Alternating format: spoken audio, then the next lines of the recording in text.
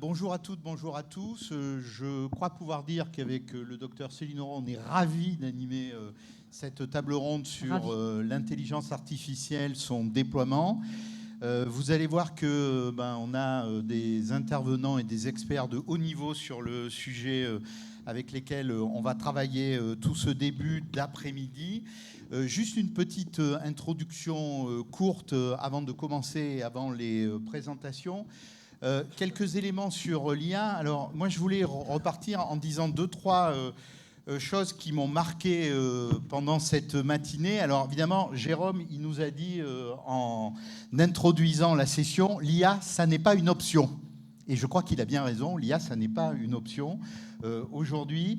Et puis, deuxième sujet, on nous a expliqué aussi, ça c'est Madame la ministre de la Santé, qu'on devait déployer des IA concrètes et des IA utiles. Et ça, évidemment, on va en reparler tout de suite après. Elles doivent aussi être sûres et fiables, bien évidemment, mais ça, on en reparlera également. Et puis, juste pour terminer ce mot d'introduction, je pense que l'IA, aujourd'hui, en effet, ce n'est pas une option. Pourquoi ? Parce que, évidemment, si on considère qu'elle est fiable, elle ne l'est pas toujours, mais on sait comment on est en capacité de l'encadrer souvent. Si on considère qu'elle est fiable, elle va nous aider à résoudre de gros problèmes de démographie médicale. Mais vous savez, dans le monde entier, quand on voit la baisse de la natalité, certaines personnes qui travaillent sur la productivité et la production du travail demain disent que, avec la baisse de la natalité, si on n'a pas d'intelligence artificielle pour nous aider à faire de la productivité, eh bien, on sera bien embêté. Alors évidemment, il faut prendre tous ces mots avec des pincettes, mais en tout cas, ça permet de resituer ces éléments dans le contexte. Alors quand on a dit ça, il faut y aller. Céline, il faut y aller, mais pas n'importe comment quand même. Alors, il faut y aller, en effet. Je confirme, l'IA beaucoup ce matin. 852 fois, j'ai compté, je crois, on a dit le mot IA. Tout à fait. Ah, moi, je n'ai pas compté, mais beaucoup, oui. L'IA pour dépister les patients, pour identifier les patients à risque, l'IA pour gérer les flux dans les établissements de santé, l'IA pour aider les professionnels, l'IA pour l'imagerie, pour l'anapathe, l'IA pour surveiller les patients à domicile, et puis maintenant l'IA agentique pour regrouper toutes les solutions d'IA, et puis même pouvoir faire des tâches à notre place. Bon, plein de choses, très bien. L'IA devient intelligente. Peut-être, c'est pas une question d'accord, mais alors en vrai, moi je me pose des questions comme nous tous ici, on va essayer d'y répondre. On nous dit qu'elle se trompe, on nous dit qu'elle hallucine, on nous dit qu'elle n'a que des connaissances, pas d'émotions, pas de sensibilité, que les professionnels et les patients sont méfiants et tous les baromètres vont dans ce sens-là, qu'il faut se former, qu'il faut savoir l'utiliser avec sécurité. Donc plein d'éléments qui font que oui, est-ce que c'est si rose ? Est-ce que dans la vraie vie, la vraie, ça marche? Est-ce qu'elle est vraiment adoptée de façon réussie par les professionnels? Et on ne parle pas des patients. Et puis surtout, comment faut-il faire pour répondre à toutes ces questions d'adoption, de sécurité et d'utilisation dans la vraie vie? Donc pour ça, en effet, on a un panel très, très riche de gens très compétents sur ces sujets que je suis ravie d'accueillir. Et donc, on va laisser se présenter. On va commencer par Jean-Baptiste Ducaze. Vous êtes directeur général chez Claude Bernard. Donc voilà, le principe, c'est 2 minutes de présentation pour vous introduire et puis pour donner un exemple de solution réussie de la vraie vie. On vous écoute. Bonjour, ça fonctionne. Ça marche.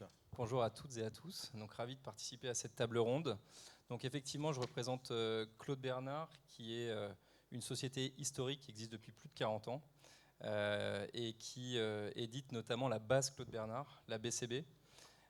Et le moteur de facturation JFSE. Donc avec Claude Bernard et JFSE, on équipe plus de 300 000 professionnels de santé, aussi bien en médecine de ville, en officine, à l'hôpital ou dans les EHPAD. Alors on va parler d'IA et de modernité. On est aux grandes tendances et je reconnais que Claude Bernard, c'est pas forcément la marque la plus trendy du plateau. Mais je suis pas là pour faire d'effet de contraste, je vous rassure. Mais si vous permettez, pendant cette présentation, j'aimerais dire pourquoi Claude Bernard, qui n'est pas coutumier de ce type d'exercice, voulait être présent aujourd'hui. La première raison de notre présence ici, c'est le fait qu'on voulait démontrer aussi qu'une société historique pouvait innover, pouvait parler d'IA. L'innovation, l'IA, n'est pas forcément réservée qu'aux startups. D'ailleurs, je pense qu'il y a beaucoup d'entreprises historiques qui innovent depuis toujours et qui, si elles sont là aujourd'hui, justement, c'est parce qu'elles ont réussi à transformer des promesses en solutions concrètes et pérennes. Et puis de l'autre côté, il y a effectivement toutes ces startups qui lancent un élan hyper positif qui nous permettent de nous remettre en question. Et donc le premier message qu'on voulait faire passer, c'est que l'IA et l'innovation, c'est un sport collectif. Le deuxième message, c'est qu'on est persuadé qu'il y a un momentum aujourd'hui sur l'IA. Se pose la question de l'équilibre entre une technologie qui est toujours plus puissante, l'intelligence artificielle, et des besoins des utilisateurs qui sont profondément humains, eux. Et j'en veux pour preuve que les outils n'ont jamais été aussi puissants, et pourtant le quotidien des médecins a rarement été aussi difficile. Donc il y a une responsabilité d'innovation qui nous est très chère chez Claude Bernard. Alors comment on fait, nous, concrètement, chez Claude Bernard? Donc, déjà, la technologie n'a pas dénaturé notre ADN, notre mission qui est de fournir la bonne information médicale au bon moment à la bonne personne. On est à la fois éditeur logiciel et une base de données scientifique. Donc la donnée scientifique est au cœur de notre système. Et on utilise l'IA depuis 18 mois, autant en interne pour nos équipes scientifiques et techniques pour améliorer leur efficacité. Et puis maintenant pour nos clients. Donc j'en viens à la troisième raison, la dernière, et qui est une annonce. En plus, je vous avais promis que je ferais cette annonce, donc je vais le faire tout de suite. Quand on parle d'IA aujourd'hui, on pense souvent au chatbot qu'on utilise tous. Aujourd'hui, on n'a pas honte de le dire, on l'utilise tous. Donc on a lancé il y a quelques mois Claude Bernard IA, qui permet justement de poser des questions et d'obtenir des réponses fiables. Donc sur ce même principe, aujourd'hui c'est utilisé par plusieurs centaines de médecins, mais directement dans leur logiciel. Donc les retours sont positifs. Et on lance aujourd'hui notre assistant intelligent qui va permettre aux médecins, et notamment aux médecins généralistes, de simplifier les consultations les plus complexes. J'y reviendrai probablement en détail tout à l'heure, mais l'idée c'est de fournir l'information au bon moment. Et pour terminer, je voudrais citer Claude Bernard, mais le médecin, c'est une citation qui date du 19e siècle, qui disait que la philosophie de la médecine, c'est de retarder la mort sans trop gêner la vie. Et c'est exactement avec la même exigence qu'on veut innover, c'est-à-dire apporter un bénéfice réel sans complexifier le quotidien de nos utilisateurs. On verra ça tout à l'heure. Professeur Patrick Callier, vous êtes professeur au CHU de Dijon de génétique et vous êtes président de Sophia Santé. Merci pour l'invitation. Je suis très heureux de participer à cette table ronde. Donc pour ceux qui ne me connaissent pas, je suis le chef de service du laboratoire de génétique chromosomique et moléculaire au CHU de Dijon depuis maintenant 20 ans. Pourquoi je suis dans l'IA en santé? En fait, j'ai fait une rencontre extraordinaire. J'ai rencontré le docteur Calligarine, qui est le premier médecin spécialiste en IA en France. Et grâce à lui, j'ai pu m'initier à l'IA, etc. Donc grâce à lui, on a pu créer une équipe d'IA au CHU de Dijon qui s'appelle DIAD, pour développement de l'IA au CHU de Dijon. Et dans cette équipe, on a 3 axes. Un axe formation, un axe animation et un axe recherche. Formation, depuis 8 ans, 7 ans, on a créé le DUIA Santé, un des premiers avec Nice et Paris. Et l'année dernière, avec des collègues, etc., on a créé le premier DUIA générative en France. Et j'ai créé aussi, maintenant ça fait 5 ans, pour les étudiants de médecine, de pharmacie de Dijon, une UE optionnelle. Au niveau animation, je suis responsable du Datathon IA for Care et du Data Kids. Le Datathon, c'est un hackathon où les étudiants du DDU viennent proposer des défis et on essaie de répondre à ces défis. On a des gros défis au niveau hospitalier. Le Data Kids, c'est un événement pour les enfants, pour les sensibiliser à la santé par le numérique. On fait ça toutes les années à l'ESEO, dans une école d'ingénieurs. Et au niveau recherche, et là je voudrais en parler, grâce à David, on a développé des POC, on essaie de développer des IA génératives. Et la dernière, je vais en parler là, j'aurais pu amener une petite vidéo, mais j'ai oublié, ça s'appelle Croc-IA, c'est une IA générative pour les enfants atteints de cancer. Alors pourquoi? Alors dans le cas du Data Kids, on a fait un fil rouge et les oncopédiatriques sont venus nous voir, ils nous ont dit, nous on a une problématique, on part toujours, on a besoin et pour les patients, et là c'était les enfants qui sont neutropéniques. Et en fait, leur problématique, c'est qu'ils donnaient les recommandations alimentaires sur des feuilles. Et les parents, quand ils partaient le week-end, ils perdaient la feuille. Donc avec David, on a créé une IA générative qui s'appelle Croc-IA, avec un prompt, on a mis aliment autorisé, non autorisé, et cette IA, elle vous répond 24/24. Donc c'est un bond en avant pour les professionnels de santé, mais surtout, toujours pour les patients en avant, et que ça vienne d'un besoin. Bravo Patrick, on va y revenir. Merci. Marie-Maurice Morand, vous êtes directeur associé de l'innovation et du digital chez AMGEN. Donc on vous écoute. Bonjour, merci pour cette invitation. Donc, Amgen, pour ceux qui ne connaissent pas, c'est un laboratoire américain. C'est une biotech de 1980, donc on a un peu plus de 45 ans maintenant, qui s'est créée avec cette idée de trouver des solutions pour des patients qui ne trouvaient pas de solution à leurs problèmes de santé. On est une biotech, mais qui se définit aussi entre l'alliance de la science et de la technologie. Et c'est l'importance qu'on voit aujourd'hui entre l'IA et puis les laboratoires pharmaceutiques, le fait que ça permette d'accélérer la recherche, le développement et d'apporter l'innovation plus proche des patients.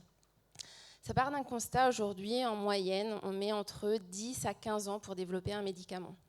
Pour tous les patients qui ont des problèmes sans solution, 10 à 15 ans, c'est énorme, surtout quand sur certaines pathologies, je vais prendre le cancer du poumon par exemple, on est plutôt sur une survie autour de 5 mois. Donc la promesse de l'IA, c'est de nous dire qu'on va accélérer cette recherche, ce développement des médicaments et pouvoir apporter des solutions plus rapidement aux patients. Alors je dis cette promesse parce qu'on n'en est pas encore à réduire le temps par 2, par exemple, mais d'ici peut-être 10 ou 15 ans, c'est ce qu'on va réussir. Donc aujourd'hui, tous les laboratoires pharmaceutiques investissent massivement dans ces technologies. Amgen a décidé aussi de le faire de 2 manières. La première, c'est un besoin d'expertise en interne, à la fois au niveau du global, donc de notre maison mère, mais également au sein des filiales. Donc on a tout un plan de développement, de formation, d'accompagnement des collaborateurs pour pouvoir se saisir de ces nouvelles technologies et de les utiliser au meilleur de leurs capacités. Et puis, on a un deuxième axe autour des partenariats. On n'a pas vocation à avoir toutes les expertises en interne et on croit beaucoup dans la force de la collaboration. Donc, des partenariats au niveau du global avec certains grands acteurs comme OpenAI, comme Copilot avec Microsoft. Également, on collabore avec certains centres de recherche pour avancer plus rapidement, mais également des partenariats au niveau de la France. Donc, je représente moi aujourd'hui la filiale française d'Amgen et face à certaines problématiques, pour n'en citer qu'une, le recrutement des patients dans les essais cliniques, nous avons décidé de collaborer avec des acteurs français pour pouvoir aller plus vite et on pourra revenir sur cet axe. On va y revenir tout de suite après. Merci. Jean-Baptiste, on a un deuxième Jean-Baptiste, attention. Angelo Glou, vous êtes CEO chez Hospi. Vous voulez nous raconter ? Oui, bonjour à toutes et bonjour à tous. Merci beaucoup. Je suis ravi de participer à cette table ronde. Alors, Hospi, c'est une société qui existe depuis 25 ans et on est des spécialistes en fait, de la donnée hospitalière. Donc, on sévit à l'hôpital depuis ces 25 ans où, globalement, on propose des solutions pour accompagner au pilotage financier de l'hôpital. Et puis, deux autres axes. Le premier, c'est le codage médical, où on aide avec des outils d'IA, en fait, le travail du département de l'information médicale, qui n'est pas évident. Hein. Le codage, on en parlera tout à l'heure, il y a beaucoup de tâches qui sont complexes et qui peuvent être accompagnées. Et puis, le dernier point, c'est effectivement la recherche clinique. Et on a comme exemple un projet qu'on a effectivement pu réaliser avec Amgen il y a quelques années, avec le CHU de Toulouse, où là aussi on a mis en place nos solutions d'IA pour aller identifier les patients et pouvoir comparer avec la façon dont avaient été identifiés ces patients dans le cadre de l'essai clinique. Voilà, je vais m'arrêter là, je crois que... Merci. Merci, super. Et puis notre dernière intervenante, Corinne Collignon, vous êtes chef de service de la mission numérique en santé à la Haute Autorité de Santé. Alors, expliquez-nous votre mission. Bonjour à tous, merci pour l'invitation. Effectivement, mon service a été créé il y a 4 ans maintenant, justement pour donner une impulsion sur les usages de l'IA. Donc ça veut dire que le numérique, il faut le dire clairement, décloisonne vraiment la façon dont on aborde les sujets. C'est pour ça que du coup mon service travaille absolument avec tous les services de la HAS sur les 3 missions socles de la HAS, à la fois l'évaluation technologique, le développement des bonnes pratiques et les sujets de qualité et de sécurité des soins. Donc il y a un champ des possibles pour positionner l'IA, évaluer les technologies, explorer de nouveaux cadres d'évaluation qui est absolument colossal sur ces sujets numériques et IA plus largement. Merci. OK. Pardon. Donc, vous voyez, on a autour de la table des intervenants qui vont nous parler d'éléments concrets de mise en œuvre et puis de comment ça a pu marcher ou comment ça a moins bien marché. Donc, on vous propose de structurer la table ronde de manière très dynamique en 4 temps. Un premier temps, l'IA plutôt dans les soins. Un deuxième temps, les implications de l'IA sur la labellisation et puis la formation. Ce serait plutôt en sens inverse. Et puis, on aura un 4e temps sur la recherche dans l'industrie pharma, mais aussi on élargira le champ, bien évidemment, puisque l'IA, aujourd'hui, apporte beaucoup, comme on vient de l'entendre. Donc, moi, je vous propose qu'on démarre tout de suite, Céline, par les impacts de l'IA sur les soins. Sur les soins, toi la parole. Merci. Sur l'adoption. Et en fait, la question qu'on va se poser, c'est oui, l'IA modifie la pratique médicale, mais en bien ou en mal ?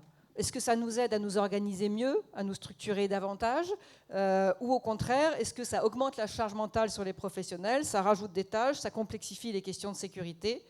Donc on va essayer de répondre à ça et d'identifier les facteurs de succès des solutions qui marchent dans la vraie vie. C'est notre thème d'aujourd'hui. Donc Jean-Baptiste Ducasse, on commence par vous. Vous venez d'annoncer donc une nouvelle innovation en IA pour les professionnels qui améliorent leur quotidien. Est-ce que vous pouvez nous expliquer en détail ce que ça signifie ? En détail, mais avec un timing serré. Bien sûr. Question courte, réponse courte. C'est vrai qu'il y a tant à dire en plus, mais donc globalement, effectivement, comme je le disais, on lance notre assistant intelligent, donc qui est dédié et intégré dans le logiciel métier du médecin généraliste. Donc la vocation, c'est de simplifier les consultations les plus complexes. C'est une solution qui s'appelle Senior Plus, qu'on a co-construite avec des médecins depuis plus de 24 mois. Et pourquoi je crois qu'on a commencé aussi par beaucoup de choix, notamment celui du pragmatisme, parce qu'on s'est dit assez rapidement qu'on ne pouvait pas, avec une IA généraliste, adresser toutes les situations médicales. Donc on a priorisé. La priorité, c'est le patient, et notamment le patient âgé, qui représente un enjeu extrêmement fort, autant d'un point de vue démographique que médical. Donc il y a déjà un chiffre qui nous a alertés. Les plus de 75 ans consomment 27 fois plus de soins que l'ensemble des moins de 65 ans. 27 fois. Et cette population va croître de 50% d'ici 2030. Un dernier chiffre, 70% de cette population est polymédiquée.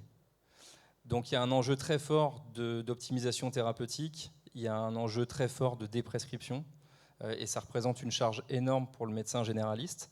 Donc avec Senior Plus, effectivement, on va afficher automatiquement en temps réel dans la consultation et dans le logiciel des scores de sociétés savantes, des recommandations thérapeutiques, mais aussi des recommandations HAS, des éléments en matière de biologie.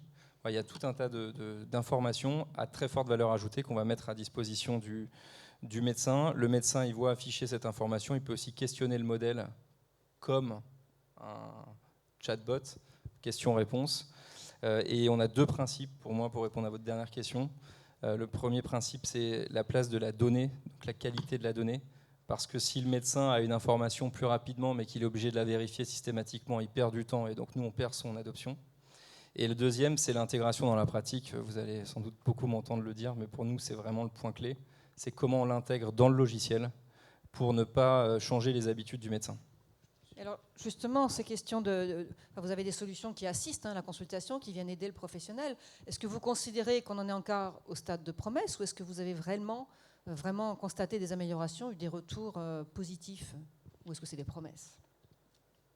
Comme je l'ai dit, la solution est utilisée déjà sur la première partie. Claude Bernard IA est déjà utilisé par plusieurs centaines de médecins dans leur logiciel. Donc ça, on a des retours très positifs.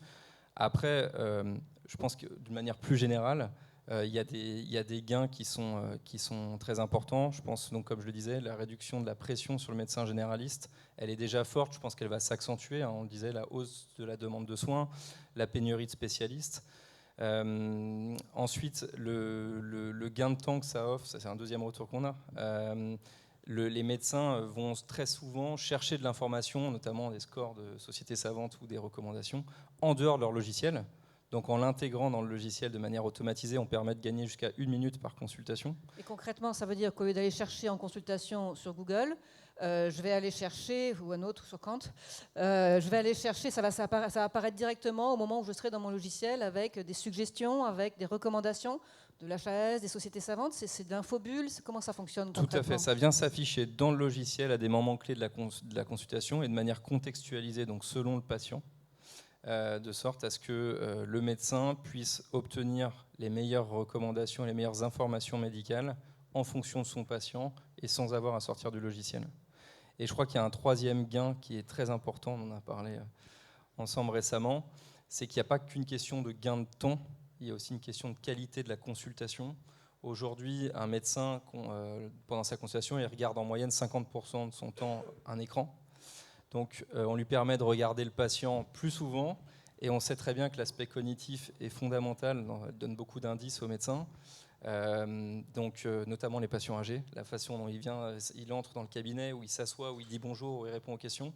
Donc on veut, et c'est les retours qu'on a, il y a un gain de temps, mais il y a aussi un gain en termes de comment on recentre le patient dans la consultation. Et ça, vous avez l'impression qu'il y a vraiment une amélioration de la relation entre le patient et le professionnel, parce que ça fait partie des questions qu'on peut se poser à nouveau dans la vraie vie. C'est est-ce qu'on améliore cette relation-là ou est-ce qu'on rajoute encore un outil au moment même où les patients se plaignent qu'il y a quand même beaucoup d'informatique dans la consultation? Oui, je suis persuadé que c'est un des enjeux pour améliorer cette consultation. Après, j'insiste dessus, tout dépend de la manière dont c'est intégré dans la pratique du médecin. Comme je le disais, donc on l'a co-construit avec des médecins, cette solution. Pour nous, quand on utilise le logiciel, on va afficher automatiquement une donnée qu'il peut aller chercher habituellement manuellement. Donc déjà, c'est finalement la continuité naturelle d'une action qu'il a lui-même enclenchée. Donc c'est une solution qui va, si elle est intuitive et si elle est automatisée, elle va nécessairement lever les barrières techniques, puisqu'on ne change pas les habitudes du médecin finalement. Donc finalement, c'est des mots qu'on peut retenir, le fait d'intégrer ou d'interopérer, en tout cas d'avoir une solution qui est directement intégrée et qui du coup peut de ce fait-là faire gagner du temps. Si c'est déjà une pratique, on ne vient pas en ajouter une autre. Si c'est déjà une pratique réelle d'activité. C'est une pratique réelle qu'on vient automatiser pour aider le médecin, effectivement. Très bien, merci. Juste une petite remarque peut-être avant de passer à la suite, c'est qu'on le voit bien dans le déploiement de ces technologies d'intelligence artificielle, mais comme dans toutes les nouvelles technologies, l'enjeu qu'on a, c'est d'être capable de mesurer le retour sur investissement et de mesurer les bénéfices. Et ça, on sait qu'aujourd'hui, c'est un problème français, mais c'est un problème plus globalement européen, puisque évidemment, nos entreprises vendent leurs produits, développent leurs produits pour la France et pour l'Europe. Et je crois qu'on a intérêt, et la HAS aide aussi à travailler sur ces sujets-là, d'avoir des référentiels qui vont permettre aux établissements et aux professionnels de savoir, avec des chiffres, si derrière la promesse est tenue, et ça vaut pour tous les outils, je pense. C'est un peu de teasing sur la suite, Jean-Louis. Un petit peu quand même. Un peu de teasing. Donc, Patrick, vous utilisez donc, en génétique des solutions de routine à base d'intelligence artificielle, alors pour faciliter et analyser les karyotypes. Et plusieurs questions à partir de ça. Déjà, est-ce que vous considérez qu'elles font vraiment gagner du temps ? Ou est-ce que c'est uniquement une question, est ce qui est déjà bien, mais ce n'est pas la même chose, question de qualité, d'homogénéité des pratiques, voire de traçabilité? Alors, je vais vous raconter encore une petite anecdote dans le service par rapport au karyotype. Donc en 2019, avec David, on voulait créer notre IA avec du deep learning. Et en fait, j'ai contacté la société Metasystem. Et on avait de la donnée, plus de 2 millions de données. Donc on a travaillé avec eux sur une IA pour classer, faire enlever les faux positifs de nos classements. Moi, mon métier, c'est de classer les chromosomes 1, 2, 3, 4, 5, 6. Et donc j'ai implémenté depuis maintenant 5 ans dans le cadre du diagnostic. Et ça nous enlève tous les faux positifs pour les cancers et les maladies rares. Donc en fait, avant, on était en classement semi-automatique. On avait environ 50% de faux positifs. Donc le technicien, le médecin devait repasser derrière. Maintenant, avec l'IA, je suis à moins de 2% de faux positifs. Donc, en fait, si je suis là aujourd'hui, je gagne du temps. Et c'est vrai qu'environ sur mes karyotypes, au lieu de passer une journée, je passe maintenant une demi-heure. Ça classe beaucoup plus rapidement.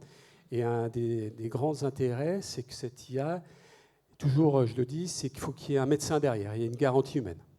Donc tout ce qu'on valide sur nos karyotypes pour l'analyse dans les maladies et cancers sont validés et par une technicienne et par un médecin, toujours. Et le gain de temps, oui, moi c'est un gain de temps. On a automatisé tout le parcours de soins du karyotype. Même là, on est en train de développer pour le développement du moléculaire, etc. Mais c'est un gros gain de temps. Donc c'est un gain de temps, mais c'est un gain de qualité. C'est une réponse plus homogène. En tout cas, c'est-à-dire que la réponse est standardisée. Oui, on est en train de travailler dessus. Ça, c'est dans la deuxième partie, c'est pour le POC. On a une grosse problématique en génétique, même dans toutes les spécialités. Nous, c'est les comptes rendus. Et les comptes rendus ne sont pas homogènes. Donc, on a créé une IA générative qui s'appelle IA for Gen Report pour faire les comptes rendus pour tous les comptes rendus de génétique moléculaire et chromosomique. Pour que ça soit homogène, on est 5 biologistes. Et en fait, actuellement, on a 5 réponses différentes suivant l'anomalie chromosomique. Donc, il faut arriver à homogénéiser, etc. Donc, on y reviendra après.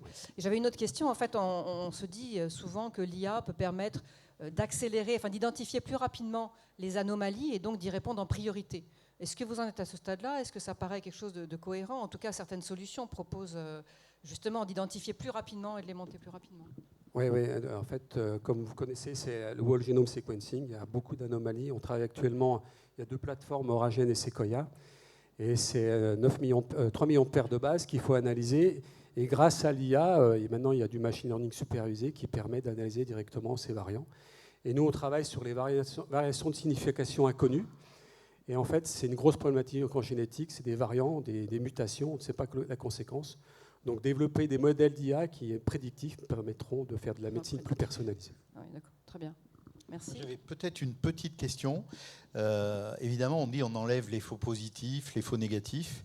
Et comment est-ce qu'on fixe la norme acceptable des faux positifs et des faux négatifs? J'imagine que, comme tu le disais, dans le cadre de la supervision humaine, vous vérifiez ça régulièrement, mais c'est un enjeu. Oui, madame, c'est toujours l'humain, c'est le médecin qui valide derrière. Et en fait, on avait un cut-off. Je le redis, c'est vrai qu'en semi-automatique, moi j'ai commencé en 98, la cytogénétique, et on avait le classement semi-automatique, on avait des erreurs, il faut les reclasser derrière, et ça prenait du temps. Maintenant, on est à moins de 2% d'erreurs, et c'est vrai que c'est l'humain qui valide, et nos cut-offs, c'est 2-3% d'erreurs. Okay, c'est rare. Merci. Jean-Baptiste Angeloglu, vous, déjà, on sait qu'à l'hôpital, les tâches administratives, bon, pas qu'à l'hôpital, mais là, on va faire un petit focus établissement, ça consomme énormément de temps. Vous proposez des solutions pour aider au codage. Alors, pour ceux qui ont travaillé à l'hôpital, le codage, c'est un sujet. Est-ce que vous considérez que l'IA, elle fait, là encore, est-ce qu'elle fait gagner du temps? Est-ce qu'elle réduit la charge mentale sur les professionnels? Est-ce qu'elle apporte des réponses concrètes pour vous? Oui, alors effectivement, absolument, elle fait gagner du temps. Sinon, je pense qu'on n'aurait aucune capacité à le vendre à l'hôpital qui est déjà surchargé de travail, et notamment effectivement le département de l'information médicale, où il va y avoir des médecins et des teams qui vont intervenir pour faire ce codage médical. Donc pour tous, en fait, enfin, pour chaque séjour, il y a un code qui permet un remboursement. Et donc, réaliser ça, c'est pas évident parce qu'il faut aller chercher un paquet d'informations dans le système d'information de l'hôpital, et notamment dans le dossier patient informatisé. Et puis, ce sont des informations qui sont souvent écrites par le médecin, comme ça, comme chacun connaît, il y a beaucoup de médecins dans la salle, connaît l'écriture que peut avoir un médecin. Donc l'idée, c'est d'avoir des solutions qui peuvent aller chercher partout dans l'information, dans tous les documents qui peuvent exister au sein de l'hôpital, les informations d'intérêt pour pouvoir aider la personne qui va coder, le team ou le DIM, voilà, avec l'ensemble de ces informations-là. Donc d'une part, on va les centraliser, donc ça fait déjà gagner du temps, parce que plutôt que d'aller chercher tous les documents dans toutes les bases de données où ils sont, on va avoir un outil dans lequel toutes ces informations sont réunies. Et puis ensuite, effectivement, on va lui faire une suggestion, c'est-à-dire qu'on va lui proposer, en fonction de la manière dont les autres séjours ont pu être codés dans l'hôpital, notre IA va travailler là-dessus, on va pouvoir lui proposer en fait un codage avec un pourcentage de précision. Donc il va pouvoir accepter ou pas la proposition qu'on lui fait. Donc vous voyez, il y a vraiment un gain de temps, encore une fois, dans le recueil de l'information, et puis j'allais dire, dans une proposition qui est réalisée. Ça c'est le premier point. Et puis ensuite, pour les séjours les plus simples, une cataracte, une chimio, en fait, il y a parfois des degrés de précision qui sont tels qu'on peut amener, on est 100% sûr du codage, et on propose effectivement l'automatisation du codage, c'est-à-dire qu'on va pouvoir faire pour ces jours simples le codage voilà, avec notre outil. Ce qui veut dire qu'ils vont pouvoir passer plus de temps pour la médecine et plus de temps pour se focaliser sur des séjours plus complexes. on les aide sur les tâches simples pour qu'ils puissent se focaliser sur les tâches plus complexes. Voilà, donc on aide aussi au dialogue de gestion au sein de l'hôpital. Et à la fin, je dirais, un dernier avantage, c'est que c'est aussi l'occasion de travailler avec des outils d'IA. On est tous amenés à travailler avec des outils d'IA, et je pense qu'aujourd'hui, pour l'employabilité de ces personnes qui sont dans le département de l'information médicale, mais dans tous les départements finalement, savoir où utiliser au quotidien un outil qui embarque de l'IA, c'est aussi quelque chose d'important. Ça, justement, on y reviendra tout à l'heure, mais ce que je trouve intéressant, c'est que ce n'est pas seulement une question de gestion et question de finance, c'est aussi une question médicale. Avoir les bons diagnostics dans les dossiers quand on veut faire de la recherche, quand on veut identifier des populations à risque pour mener des actions de prévention ou autres, c'est majeur. Donc c'est vraiment une question de parcours patient, pas uniquement de cotation financière, j'ai envie de dire. Alors ça, c'est un point essentiel, effectivement, essentiel, alors, qui est important dans le codage et on pourra en parler dans le cadre de la recherche clinique, hein, puisqu'effectivement, les trajectoires patients sont essentielles dans ce qui est recherché aujourd'hui par la pharma, pour pouvoir prouver l'efficacité d'un produit, par exemple. Mais donc oui, effectivement, cette notion de trajectoire est essentielle, comprendre les complications dans le cadre de la prise en charge, les comorbidités, enfin tous ces éléments-là vont participer en fait à pouvoir revaloriser un séjour et à mettre la juste valorisation de ces séjours. Et d'ailleurs, pour rebondir sur ce que disait le premier Jean-Baptiste de la salle, effectivement, il y a une notion de ROI qui est très importante, puisqu'on assure systématiquement un ROI, puisque la valorisation qui va être réalisée à la suite de ça permet de rentabiliser immédiatement l'acquisition de l'offre. Moi, Jean-Baptiste, j'avais une petite question complémentaire. On se disait tout à l'heure, on confronte l'IA à la réalité du terrain. Ce que vous faites, ça marche, on le voit, il y a un retour sur investissement qui est évident. Après, on a tous à l'esprit, rentrer dans un hôpital, comment on fait pour l'interopérabilité, comment on fait pour la qualité des données, parce que, évidemment, votre IA, elle marche que si vous arrivez à avoir des données et qu'elles sont de bonne qualité. Juste en 2 mots, comment ça a marché? Ça a été quoi les difficultés principales? Alors, c'est un extrêmement bon point. Cette interopérabilité, elle est nécessaire. Alors, soit on fait des partenariats avec des éditeurs qui veulent bien faire des partenariats avec nous, et ça c'est fantastique, c'est le meilleur des mondes, soit effectivement on va faire du reverse engineering en comprenant les bases de données et être capable de comprendre comment elles ont été faites, et on va pouvoir travailler avec cette information-là. C'est évidemment quelque chose qui est moins intéressant pour nous. Donc oui, effectivement, cette interopérabilité est essentielle. Comment on a fait pour franchir un peu ces verrous-là? Je vous le disais, c'est 25 ans qu'on bosse avec l'hôpital, donc on connaît très bien tous les différents départements, et donc grâce à ça, on a aussi une capacité à aller plus vite sur ces sujets et à essayer avec l'hôpital, obtenir finalement les interopérabilités nécessaires auprès des éditeurs qui vont peut-être parfois plus écouter l'hôpital que nous. Merci. Marie-Maurice, vous, du point de vue d'Amgen, est-ce que vous avez des exemples réussis de solutions qui ont amélioré les parcours patients, que ce soit justement l'organisation des établissements, le lien avec la ville, qu'on n'a pas beaucoup abordé pour l'instant, mais qui est aussi un point important.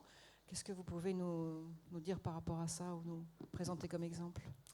Alors, des exemples, on en a, des réussis aussi, mais on a aussi beaucoup appris. Donc, ce n'est pas forcément des exemples réussis, mais qui nous apprennent pour le futur. Le premier qui me vient en tête et qui répond à plusieurs choses que vous avez dit auparavant, c'est comment on s'assure de la qualité du résultat, parce qu'on est tous en train d'apprendre sur ces sujets-là. Nous, une première approche qu'on a choisie, c'était de repartir sur des résultats qu'on avait obtenus par des méthodologies classiques, quelque part, donc sans l'utilisation de l'IA, et de manière rétrospective, comparer ce que pouvait nous apporter l'IA.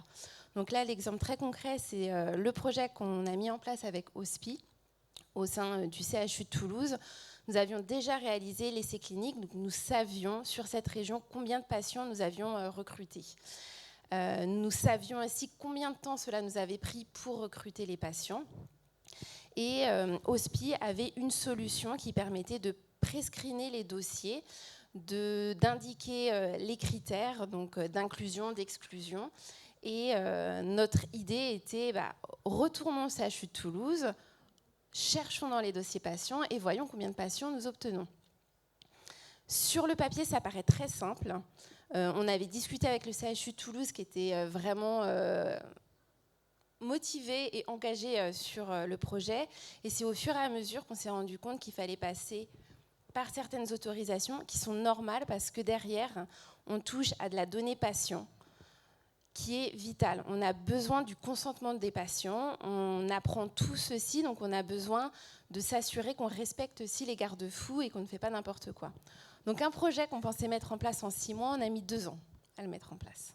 On a eu les résultats qui nous ont permis très concrètement de voir que si en routine nous avions pu recruter 6 patients, là on en trouvait 24. Le deuxième enseignement, c'est que ça avait pris plusieurs semaines pour les professionnels de santé, les investigateurs, les co-investigateurs, d'aller chercher manuellement dans les dossiers toutes ces données. Là, une fois que l'outil était bien paramétré, en une demi-heure, on trouvait les résultats. Donc on en revient aux mêmes éléments qu'on a déjà évoqués, un gain de temps médical. La qualité derrière, on le voit, on a trouvé plus de patients et on aurait pu recruter et inclure dans l'essai clinique plus de patients en sachant que l'essai clinique, c'est une vraie chance pour les patients parce que c'est la meilleure porte d'entrée à l'innovation. Donc c'est vital. Et in fine, ça permet aussi d'accélérer du coup cet essai clinique. Mais plusieurs enseignements derrière, au-delà de ces autorisations qu'il faut qu'on obtienne, c'est aussi comment on s'organise tous autour de la table. Et si, in fine, ça fait gagner du temps, il ne faut pas oublier que ça demande du temps et de dédier du temps au préalable. Ça demande de former les professionnels de santé qui vont utiliser ces outils. Ça demande souvent plusieurs allers-retours parce que ce n'est pas en une fois qu'on a la solution. Donc je pense que dans les critères de succès, c'est vraiment un élément clé de se dire que ça va nous prendre du temps sûrement la première fois et que ça ne sera pas un outil magique et qu'en un clic, on va tout obtenir. Pour rebondir sur ce que vous disiez également, c'est un autre élément clé, c'est comment à la fois ça doit répondre à un besoin de terrain, donc là on le voit, mais c'est également comment ça s'intègre dans le workflow existant. Si ça demande aux professionnels de santé d'avoir une autre étape en plus qu'il n'a pas l'habitude de faire, il va vraiment falloir l'accompagner pour que ça rentre dans sa nouvelle routine. On a un exemple très clair dessus, on a un essai clinique actuellement qui est en première ligne de traitement. Les professionnels de santé n'ont pas tous le réflexe, quand on est sur une première ligne de traitement, d'aller voir s'il existe un essai clinique. Et bien aujourd'hui, c'est problématique pour les patients parce que c'est une perte de chance d'un accès à l'innovation. Donc on aura beau leur donner toutes les solutions, d'avoir peut-être un outil qui fonctionne très très bien pour aller matcher les patients avec des essais cliniques. Si ce professionnel de santé il ne l'intègre pas dans sa routine, l'outil il sera obsolète. Je trouve ça très intéressant parce qu'on rebondit sur ce qu'on se disait tout à l'heure. Finalement, on voit bien que la question, c'est d'identifier finalement les pathologies, les patients. Donc on revient sur ce qu'on disait en introduction et à l'instant. Et puis on touche un point qui est majeur aussi, qui est celui des données de santé. C'est-à-dire qu'il n'y a pas d'IA s'il n'y a pas de données. On l'a dit un peu, mais on peut le dire aussi. C'est-à-dire pour avoir des solutions d'IA qui fonctionnent, elles s'appuient sur des données. Donc encore faut-il qualifier les données, réussir à y accéder pour pouvoir avoir des solutions qui fonctionnent. Enfin, je pense que c'est... Et pour rebondir dessus, c'est vrai qu'on a aussi cet enseignement sur ce codage de comment chaque professionnel de santé va rentrer les informations. Je vais donner un exemple très précis. Nous, on cherchait un biomarqueur particulier. Je ne vous raconte pas les façons possibles, le nombre de manières d'écrire ce biomarqueur. Donc, pour que l'outil fonctionne, il fallait qu'on imagine tous les tirets, les majuscules, les minuscules, les lettres, etc. qu'on pouvait écrire. Donc, c'est vrai que quand on est sur une harmonisation aussi des données, c'est vraiment un enjeu clé derrière pour que les outils soient pertinents. Parce que parfois, ce n'est pas l'algorithme qui ne fonctionne pas, c'est plutôt qu'on n'est pas allé chercher les bonnes données ou on n'a pas réussi à bien les remonter. On y reviendra tout à l'heure. Juste, le mot a été dit aussi, hein, ne pas utiliser l'IA, ça pourra être une perte de chance. Donc on y reviendra tout à l'heure pour les patients.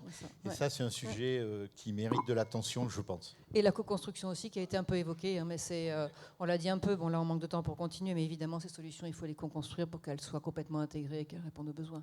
Je pense qu'on est d'accord là-dessus. Corinne, vous êtes donc la Haute Autorité de Santé. D'après vous, est-ce que vous avez vraiment noté une amélioration de la qualité des soins depuis qu'il y a des solutions d'intelligence artificielle et si ça apporte une réelle plus-value, comment est-ce qu'on peut faire pour faciliter l'adoption en ville, notamment ? Alors j'adore cette question parce que je ne peux pas y répondre, donc on commence Mais bien. ça nous va. On n'avait pas dit qu'on ferait des choses. Corinne. On avait dit qu'on ferait des choses spéciales, donc ça nous va. Voilà, effectivement, je ne peux pas y répondre et ça me permet de dire, en fait, je ne peux pas y répondre parce que toutes ces technologies, la plupart des technologies avec IA ne rentrent pas dans notre périmètre d'évaluation. Donc on ne sait pas répondre à cette question pour éclairer les choix de est-ce que ça sert à quelque chose. Mais je suis convaincue qu'il y a un certain nombre de systèmes qui reposent sur l'intelligence artificielle, qui vont permettre véritablement d'améliorer les parcours. Vous disiez améliorer les stratégies de diagnostic, voire de mieux choisir les traitements, également de faire plus de dépistage et d'aller plus vers des stratégies d'aller vers. Donc il y a un levier potentiel d'optimisation de tout le processus de soins qui est phénoménal. Maintenant, comme on n'a pas de cadre d'évaluation, c'est difficile de répondre à cette question en particulier. Il n'empêche qu'on voit, il y a des premiers usages, il y a une évolution technologique et tout va très vite autour de ces technologies d'IA, qu'elles aient une finalité médicale ou pas. Et il y a plein de technologies qui n'ont pas de finalité médicale, mais qui peuvent vraiment améliorer les processus et aussi la qualité des soins. Et j'adore l'exemple de l'assistant de consultation parce qu'il y a 2 ans encore, les premiers utilisateurs en fait, étaient très déçus de ces systèmes et les retours que l'on a, donc même si on n'évalue pas, on échange avec le terrain pour savoir où sont les enjeux, les retours que l'on a sont désormais des retours de personnes qui les ont adoptés avec des warnings, et vous l'illustriez très bien. En fait, il y a des enjeux de bon usage, il y a des enjeux de contrôle humain. L'exemple que j'ai en tête à propos d'une expérience d'utilisation, c'est un neurologue qui vraiment était tout à fait satisfait de la nouvelle version qu'il utilisait et qui nous disait, en revanche, il y a un problème, c'est que je suis urologue et systématiquement, il rajoute une phrase à propos des oreilles. Et donc, pour créer la confiance du patient dans un compte-rendu, effectivement, il faut relire le compte-rendu parce qu'un compte-rendu de consultation d'urologie qui dit sur les oreilles tout va bien, voilà, c'est un peu difficile. Donc oui, il y a des enjeux de contrôle humain et il y a aussi des enjeux d'intégration dans un processus. Et à partir de ce même exemple, on peut aussi dire que peut-être que pour certains professionnels, ça va être tout à fait satisfaisant parce que le professionnel sait qu'il doit verbaliser un certain nombre de choses pendant la consultation, mais un professionnel qui est moins bavard en fait pendant la consultation va peut-être pas avoir le même résultat que celui qui exprime un certain nombre de choses pendant la consultation. Donc il y a aussi la réponse à des habitudes, à des pratiques, aussi la transformation des pratiques et l'accompagnement des professionnels utilisateurs au travers de tout ça. Quoi qu'il en soit, c'est une réalité. L'IA, elle est dans les processus. Et du coup, il nous faut accompagner les usages et au plus vite, et vous en témoignez tous, au plus vite, en fait, permettre de reconnaître la valeur de ces solutions. Et de faciliter leur diffusion, effectivement, faire en sorte que le terrain soit propice à leur diffusion, aux expérimentations, au recueil de données qui permettent d'objectiver l'intérêt. C'est notre métier, du coup, quand on nous demande s'il y a un intérêt, on a besoin de données. Donc au plus vite, si on doit évaluer, notamment parce qu'une technologie transforme les actes, notamment les premiers usages en anapath, on va voir très rapidement du coup une évolution des actes professionnels et ça va devenir le standard très probablement. Donc il nous faut ces données pour reconnaître l'intérêt. Donc testons, construisons des données robustes qui permettent rapidement de voir l'intérêt. Les questions qui se posent sont des questions d'évaluation de performance, d'évaluation d'intérêt selon les cas, également de est-ce que je peux me le payer, de retour sur investissement. Donc il y a des questions très diverses. Et puis il y a également comment ça s'intègre et comment ça s'intègre. C'est probablement des sujets à craquer dans le processus de soins. Est-ce que la charge, est-ce que ça surcharge dans certains cas les professionnels? Du coup, comment on évite cette surcharge? Et les enjeux d'interopérabilité sont absolument majeurs pour éviter la consultation, aux professionnels d'aller consulter différents outils, voire d'avoir à ressaisir des données. Et donc là, on voit bien que cet enjeu d'interopérabilité, c'est aussi un enjeu de qualité et de sécurité des soins.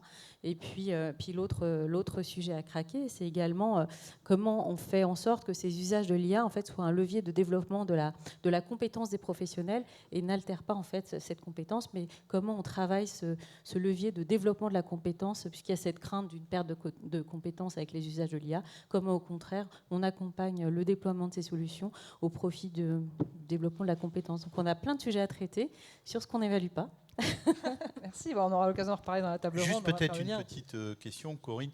L'HS en charge aussi le cadre d'accréditation des établissements. Et maintenant, il y a un chapitre IA dans ce cadre d'accréditation. Oui, alors effectivement, on a passé un cap cette année, c'est-à-dire qu'on a fait la stratégie des petits pas dans la certification des établissements de santé. Il y a 3 ans de ça, on a commencé à se dire, en fait, est-ce que la certification des établissements de santé, est-ce que ça peut être un levier justement pour favoriser, pour mettre les établissements dans une trajectoire de bon usage et d'intégration du numérique dans les pratiques. Alors, on y est allé timidement avec du coup l'utilisation du DMP, des petits critères comme ça. Et puis là, sur la version qui est en vigueur depuis septembre, un vrai pas vers l'IA avec 2 critères complètement dédiés à l'IA. Un sur les technologies qui sont à finalité médicale et l'autre sur les technologies qui n'ont pas de finalité médicale, avec vraiment un objectif de montrer la trajectoire à atteindre avec la mise en place d'une gouvernance, un processus en fait de choix. Et donc l'objectif, il est aussi de limiter, de répondre à la demande des établissements, de limiter le shadow IT. Donc savoir ce qui rentre, mettre en place un comité qui implique toutes les personnes ressources indispensable en fait pour faire les bons choix, y compris les utilisateurs, la gouvernance de l'établissement, le SI, le juridique. Il y a plein de sujets à traiter. Et puis les sujets de formation, les sujets d'accompagnement de la diffusion et de mise en place de processus qualité. Donc c'est vraiment cette démarche on montre par les critères de certification qu'on a ajoutés et qui sont en vigueur, on montre aux établissements comment la direction qui nous semble utile de prendre pour optimiser, tirer le plus grand bénéfice de l'IA et optimiser sa diffusion. Alors ça fait le lien avec la suite. Là, on vient de voir en effet le côté clinique, comment on se base vraiment sur les usages, sur le côté clinique, pour ne pas créer de surcharge mentale et pour avoir des vrais résultats et pouvoir justement les quantifier. Et la question qui vient, c'est celle que vous évoquez, qui est déjà celle de la formation des professionnels avant de parler de labellisation des solutions. Et là, on va introduire la deuxième partie. Et oui, alors quelques petites questions sur la formation, parce que évidemment, il y a 2 aspects dans la formation liée à l'IA. Le premier, ça va être que les professionnels de santé qu'on est soient en capacité d'utiliser ces outils d'IA. Et le deuxième, c'est que aujourd'hui, les étudiants, dans tous les domaines, utilisent l'intelligence artificielle dans le cadre de leurs études. Et comment est-ce que demain, on va faire pour l'intégrer aussi dans le cadre des études de la sphère médicale, de manière à ce qu'on ne perde pas complètement de la compétence, de l'expertise, mais aussi de l'attractivité pour les métiers. Alors, une question au professeur Callier, puisque là, pour le coup, je parle au professeur de médecine et à l'enseignant.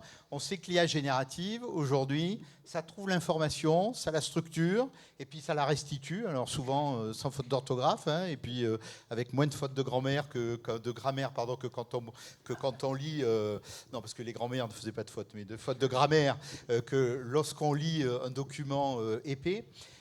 Comment est-ce que toi, tu penses que tu vas intégrer de l'IA dans ta formation à toi, de manière à ce que tes étudiants ils viennent toujours à tes cours, ça c'est une première chose. Et puis deuxièmement, leur développer l'esprit critique, parce qu'on sait que l'IA, faut quand même vérifier ce qu'elle dit, il y a parfois des biais, et donc du coup, comment est-ce que ça pourra marcher? On n'a pas la solution encore, mais c'est des sujets qu'on travaille dans Sophia Santé.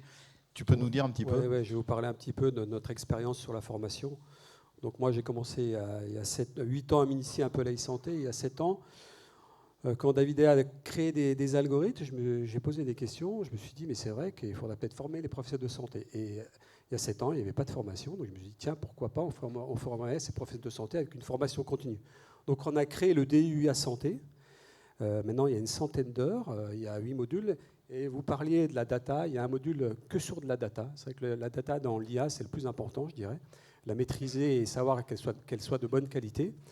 Et depuis l'année dernière, on a créé le premier DUA générative.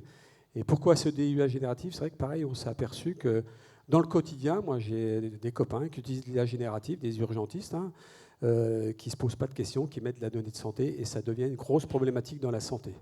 Donc l'idée de former, c'est avoir toujours cet esprit critique et que l'IA, c'est un outil. Donc nous, à Dijon, on a privilégié le côté théorique, mais aussi le côté pratique. on fait ce qu'on appelle un datathon. Donc, il s'est associé au DU. Cette année, on a 70 étudiants qui viennent un week-end. Alors, si vous voulez participer, vous pouvez venir. C'est du 27 au 29 mars. Et on a la chance d'avoir une école d'ingénieurs qui nous suit. Donc, le week-end du 27 mars, il y a des propositions de défis pour les étudiants. Et ces défis, on va essayer d'aller jusqu'au POC. Donc, on a la partie théorique de cours et la partie pratique avec le datathon. Et je pense que la partie pratique est très importante et toujours partir d'un besoin pour une formation, etc. Donc c'est vrai qu'il y a d'autres formations qui existent en France. Il y a plus d'une vingtaine de DU, mais il faut former nos professionnels. Et je vois, moi, dans mon service, c'est vrai qu'on n'est que 2 médecins formés et ce n'est pas assez. Et actuellement, on a le Shadow qui arrive et c'est vrai que tout le monde utilise ChatGPT, etc., sans se poser de questions. Et même moi, je vois mes filles qui utilisent ça pour demander des demandes, des cours, etc. Et ça devient maintenant une routine, je dirais. Voilà. Et il faut prendre le train, il ne faut pas le louper. Là. Oui, et du coup, on sait que les doyens de médecine, de pharmacie réfléchissent sur ces sujets-là, parce que ça va être aussi l'attractivité de nos métiers. Hein. Ouais, donc actuellement, pour ceux qui font les études de pharmacie et de médecine, il y a la phase socle, il y a 28 heures de cours pour les premières années et deuxième année de médecine. Et ce qu'est en train de travailler la DGOS, etc., c'est une formation avec les universités. C'est une formation pour les troisième et quatrième années, une formation initiale de l'IA en santé. Donc la formation des professionnels de santé, évidemment, elle est majeure, on le voit, il faut que tout le monde s'y mette parce que ça va prendre du temps. Il y a de la formation, il y a aussi de l'information. Et Marie, comment est-ce qu'un laboratoire pharmaceutique comme Amgen, qui est au contact des médecins, peut justement apporter sa pierre à l'édifice sur l'information de l'IA en santé auprès des professionnels?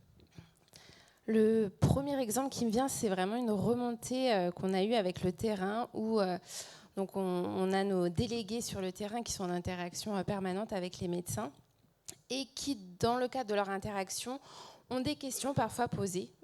Typiquement, et vous le disiez sur ChatGPT, j'ai posé ma question à ChatGPT et j'ai eu telle information qui est remontée.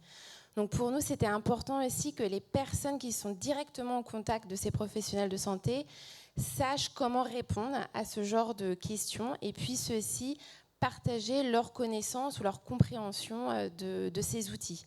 Donc c'est notamment de sensibiliser aux opportunités que peuvent apporter ces outils, mais également de rappeler les limites, les biais, les hallucinations qu'on peut trouver et de réorienter sur des études, sur ce que la HAS, la NSM vont publier pour montrer que c'est sur ces sites, par exemple, qu'on va trouver les bonnes informations.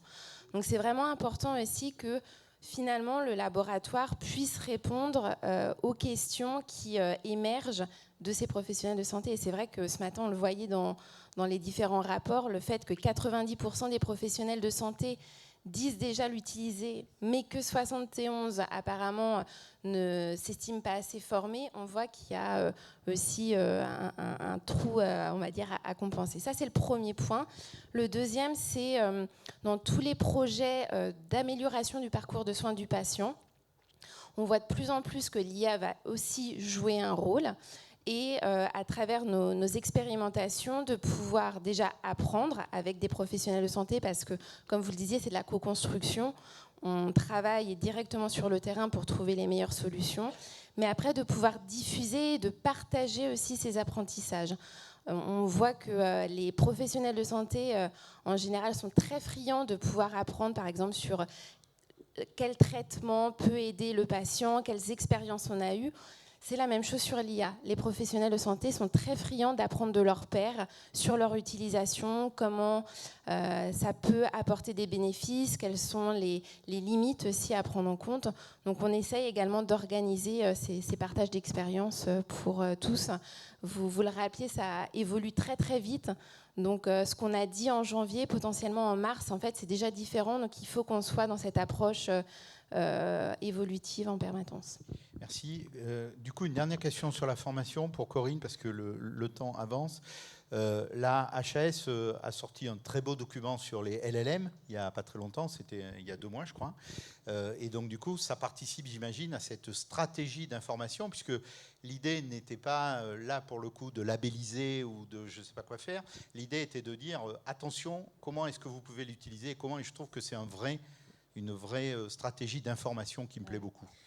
En fait, à partir de la stratégie que j'évoquais, de travail avec nos collègues de la certification des établissements de santé, on s'est dit qu'il y avait un vrai accompagnement des utilisateurs à introduire de façon générale sur l'IA. Et donc, on avait comme idée de lancer des travaux de recommandation de bonnes pratiques en déclinaison des critères de certification qu'on a proposés. L'idée, c'est de ne pas laisser les professionnels juste avec une trajectoire, mais les accompagner aussi pour ne pas les laisser au milieu du gué sur comment, en pratique, mettre en œuvre des exigences réglementaires qui sont multiples et utiliser en confiance l'IA dans un environnement qui est propice. Et puis, l'IA générative a explosé entre-temps.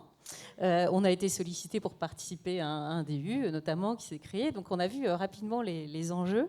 Et on s'est dit qu'il y avait quelque chose à faire d'assez basique, mais en fait, pour produire des recommandations flash et guidées, on l'a appelé première clé d'usage de l'IA générative, à destination des professionnels, parce que, effectivement, les internes, les professionnels utilisent désormais des outils généralistes, mais aussi des outils spécialisés, mais en premier lieu, facilité d'accès aux outils généralistes qu'on a tous sur notre smartphone, sans en maîtriser les usages, les enjeux et les conséquences. Donc l'idée, c'est bien une démarche vertueuse. Donc première clé d'usage. Et puis en parallèle, on va sortir les recommandations plus larges qui ne sont pas spécifiques de l'IA générative, mais sur l'IA en déclinaison des critères de la certification pour accompagner non pas que les hospitaliers et les établissements, mais tout professionnel dans la mise en œuvre d'un système d'IA. Vraiment, on part de la contractualisation avec des points clés absolument majeur en fait à caler d'entrée de jeu au moment où on contractualise avec un éditeur, un industriel, mais aussi tout au long de la vie et du déploiement de la technologie. Qu'est-ce que je peux mettre en place? Typiquement, quelle niveau d'information, dans quel cas je dois donner un consentement. Il y a effectivement une complexité réglementaire. Il ne s'agit pas d'ajouter une couche, mais bien d'accompagner sur comment mettre en place toute cette complexité réglementaire. Et ces recommandations, on les fait en partenariat avec la CNIL, parce qu'il y a beaucoup d'enjeux sur les données. Et donc, elles seront mises en consultation publique tout début février, c'est pour bientôt. Ça, ce sont de beaux exemples de la réactivité, justement, de la puissance publique sur ces sujets-là, de manière à guider les professionnels. On va peut-être passer à la phase... Labellisation, en fait, ça fait le lien, c'est tout à fait intéressant. Et d'ailleurs, dans les propos, il y avait un petit peu les deux étaient évoqués. En effet, il faut former les professionnels pour qu'ils comprennent les limites des solutions qu'ils utilisent et se dire qu'un professionnel face à des outils, il doit être très vigilant, puisque 9 fois sur 10, la réponse va être juste, mais peut-être 1 fois sur 10, elle ne le sera pas. Et donc, il faut que le professionnel soit en capacité de dire non, attention, là, ce n'est pas la bonne réponse. Et donc, il faut être dans cette vigilance permanente, et c'est ça que je trouve intéressant. Alors, la labellisation n'est certainement pas une réponse à 100%, mais pour autant, c'est une façon déjà de dire on a des solutions qui sont entraînées de façon éthique, qui sont fiables, qui sont sécurisées, scientifiques, équitables. Plein de questions sur lesquelles on va échanger. Et peut-être je vais commencer par vous, Jean-Baptiste. Vous êtes donc éditeur de solutions et vous vous appuyez sur des bases de données scientifiques. Quel modèle avez-vous bâti pour assurer que les données scientifiques que vous communiquez aux professionnels sont fiables? Est-ce que c'est une question de données? Est-ce que comment vous vous y prenez? Alors là, je vais répondre à ce qui nous a pris des mois et des mois à comprendre. Et on a eu un paquet de difficultés par rapport à ça. En fait, je crois que tous les débats tournent autour de la technologie aujourd'hui, enfin en tout cas beaucoup. Les LLM, les modèles, la performance. Et en fait, ça va tellement vite. Demain, il y aura un nouveau LLM, tout le monde voudra en changer. Et donc, je pense que la seule constante dans tout ça, c'est la donnée. Les modèles doivent être interchangeables. Et la donnée, pour nous, c'est vraiment le cœur du réacteur, c'est notre priorité. Donc, comment on en assure la fiabilité? Déjà, on a fait des choix très structurants par rapport à ça. D'abord, un choix d'infrastructure. Donc, on ne veut pas scraper le web, parce que sur le web, il y a plein de sources multiples, structurées de façon différente, qui peuvent même parfois se contredire. Donc on a créé notre propre base de données qui fonctionne en vase clos, fermée, avec des sources soit partenaires reconnus par des professionnels de santé ou propriétaires comme la base Claude Bernard.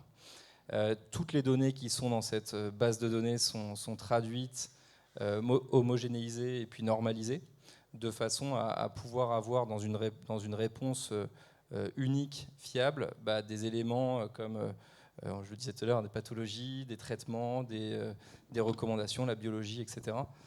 C'est fondamental. La deuxième décision qu'on a prise, c'est comment on se place par rapport à la compréhension de la question.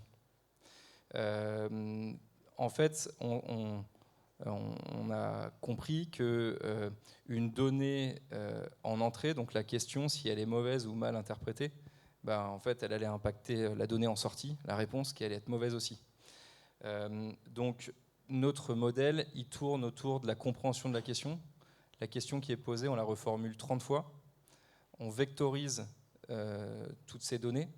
On a des systèmes de similarité aussi qui nous permettent d'aller chercher la bonne source pour la bonne question, on va dire, vérifier cette question-là.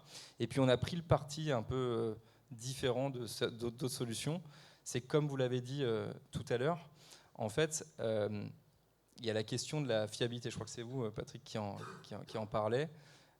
Aujourd'hui, quel est l'indice de valeur de l'IA ? Est-ce que c'est une bonne IA, c'est une IA qui répond à tout le temps ? Est-ce que c'est une IA qui permet de gagner du temps et combien ? Est-ce que c'est une IA qui permet d'éviter certains risques ? Lesquels ? Et quand on a une IA qui répond à tout le temps, mais qui n'est pas 100% fiable, en fait, ça revient à douter dans 100% des cas. Donc nous, on a pris le parti, c'était pas le choix de départ, mais de ne pas répondre si on n'était pas sûr de la réponse. Donc notre modèle, il répond à 90% des questions, mais sur ces 90%, le médecin peut être certain de la fiabilité de la donnée. Donc d'un côté, je ne suis jamais sûr, et de l'autre côté, je suis sûr dans 90% des cas. Et donc pour nous, c'est fondamental, donc il n'y a pas vraiment d'hallucination. Et puis le dernier choix, si vous permettez, c'est le choix de l'hébergement. Donc toutes les données sont hébergées chez nous, sur nos propres serveurs. Et c'est un argument qu'on avance depuis longtemps, qui était assez accessoire jusqu'à présent, malheureusement. Mais avec l'actualité en France et à l'international, je crois que cette question-là, elle mérite quand même de revenir sur le devant de la scène. Où sont hébergées les données ? Donc voilà, pour répondre à votre question, fiabilité, sécurité et puis support, accompagnement. Donc 100% sécure ? Je ne m'y engage pas tout de suite là parce que vous me mettez une pression, mais en tous les cas, c'est une obligation de moyens d'abord. Nous on met tout en œuvre justement parce que c'est notre métier historique depuis 40 ans d'avoir une donnée fiable. D'ailleurs, Claude Bernard IA, c'est d'abord Claude Bernard, la rigueur scientifique, la qualité de la donnée, et ensuite l'IA pour rendre la donnée plus accessible, plus pertinente. Donc c'est clair que nous, c'est notre priorité absolue. En tout cas, ce qui est intéressant, c'est de se dire qu'on s'autorise dans 10% des cas à ne pas répondre. Et ça, je trouve que c'est intéressant. Et puis se dire aussi que finalement, il faut formuler la question d'une façon qui est pertinente. Donc il faut garder la connaissance. Et on en vient à des sujets qu'on aurait pu aborder aussi, qui est de dire comment les professionnels gardent la connaissance en ne se retranchant pas derrière l'IA et en risquant de perdre de la compétence. Mais ça, on y viendra peut-être un petit peu plus tard. Marie, vous intervenez dans les établissements de santé. Alors comment vous répondez à cette question de sécurité, de fiabilité, de réglementaire par rapport au projet que vous engagez ? C'est une façon aussi de voir la labellisation dans le sens où, quand vous allez dans des établissements, il faut vous assurer que pour Amgen, tout est réglementaire, tout va bien. Oui, la réponse courte est oui, pas le choix, et encore une fois parce qu'on utilise de la donnée sensible qui est de la donnée de patient. Donc on ne peut pas faire n'importe quoi et on a un cadre à respecter. Pour aller très concret, il faut mettre les bonnes personnes autour de la table, que ce soit la data privacy, le réglementaire, le juridique. Autant de notre côté que du côté de l'établissement. Il faut connaître aussi quelque part les règles du jeu, comment l'établissement s'est organisé. Quelle va être sa gouvernance. Ce n'est pas quelque chose qui est harmonisé sur le territoire français.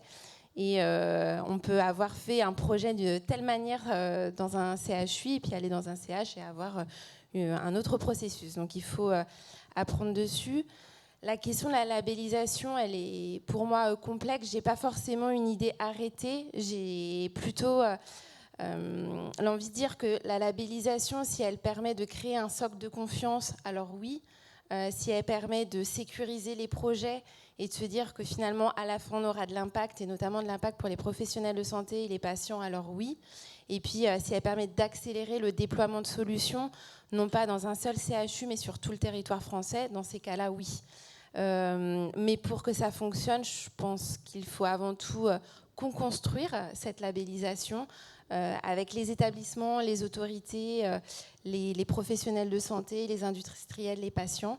Et puis que derrière, ça soit un facilitateur et que ça ne devienne pas trop bureaucratique et quelque chose qui, au quotidien, peut peser sur les équipes et je pense avant tout au niveau des professionnels de santé. Tout l'enjeu d'être pragmatique, mais en même temps réglementaire et sécurisé. Est-ce qu'on est dans les temps, Jean-Louis ? 15 minutes. On a le droit à un peu plus, on va démarrer plus tard. Non, parce qu'on aura déjà tenu compte du démarrage tardif. Bon alors, moi j'avais encore des questions. Je ne sais pas si on se donne encore deux minutes avant de passer sur à la sujet-là, recherche, oui, sur ce sujet de la formation. Parce que Patrick, vous intervenez justement pour former les professionnels. D'après vous, pour la labellisation et la validation des solutions, est-ce que vous avez un avis sur la question et qu'est-ce qui vous semble indispensable ? Alors, pour la validation et la labellisation, c'est vrai que nous, on se pose beaucoup de questions sur cette thématique. Et il y a une notion que vous n'avez pas parlé, c'est la notion de garantie humaine. Absolument. Je dirais qu'elle est très importante. Et nous, à chaque fois qu'on fait une solution, on a fait 2 solutions dans le service, et il y a toujours l'humain derrière. Et cette partie, elle est très importante et il faut arriver à le contrôler. C'est une partie à contrôler tout le temps. Il faut cette notion de garantie humaine qui a été développée par David Gruson, je pense qu'elle est très importante pour les professionnels de santé. Et de labelliser aussi, de voir comment on peut labelliser une solution. Toujours, je dirais, un humain derrière. Voilà, en étant un peu plus rapide, mais je dirais pour les professionnels de santé, c'est actuellement, il n'y a pas beaucoup de professionnels de santé qui développent des solutions, parce que ces solutions sont développées soit des startups, mais moi j'encourage des professionnels de santé à venir proposer des idées, parce qu'en fait maintenant on peut faire des POC, etc., il y a des datatons, etc. Et l'objectif de ces événements, c'est d'aller sur des IA qui permettent aux patients de les aider. Je dirais, on met toujours le patient devant nous. Il y a toujours ce qu'on appelle, oui, la garantie humaine, mais il y a toujours le patient en avant. On fait une solution pour un patient, pour aider le patient. Et donc une dernière question, mais assez rapide, avant de passer à la partie recherche. Pour vous, Jean-Baptiste, vous touchez aux données de santé, vous donnez des réponses sur la performance économique, c'est quand même le nerf de la guerre. Alors, comment vous formalisez la preuve de vos résultats ? Comment vous vérifiez que c'est sécurisé et fiable ? Oui, c'est un très bon point, je vais essayer d'aller très vite, mais c'est vrai qu'aujourd'hui, il y a des contrôles de sécurité sociale. C'est-à-dire que si vous faites, par exemple, dans notre histoire de codage, vous faites un codage où vous survalorisez un séjour, vous risquez de vous faire épingler par la sécurité sociale à très juste titre parce que ça ne correspond pas à la réalité du séjour réalisé. Donc il faut être effectivement très précis. Pour ce faire, on a 3 choses. D'abord, on propose toujours un indice de confiance et de précision, ce qui permet de prioriser en fait la liste des tâches du team ou DIM qui va se dire, ok, là j'ai un niveau de précision de 90%, donc là c'est vraiment... On est très engagé dans la suggestion. Ça, c'est le premier point. Le deuxième point, c'est qu'on va toujours apporter de l'explicabilité, c'est-à-dire qu'on va joindre les documents, tout simplement, pour qu'ils puissent vérifier sur le compte-rendu opératoire ou hospitalier la véracité de l'information.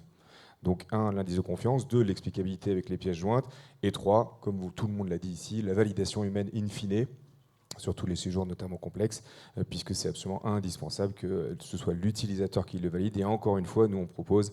Et vraiment, c'est un mot qui aujourd'hui est galvaudé, mais qui est très important, d'augmenter en fait le technicien d'information médicale ou le département de l'information médicale de façon générale, et non pas de travailler à sa place.